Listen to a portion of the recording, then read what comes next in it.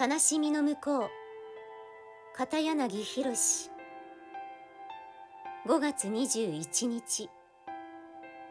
自分の価値観。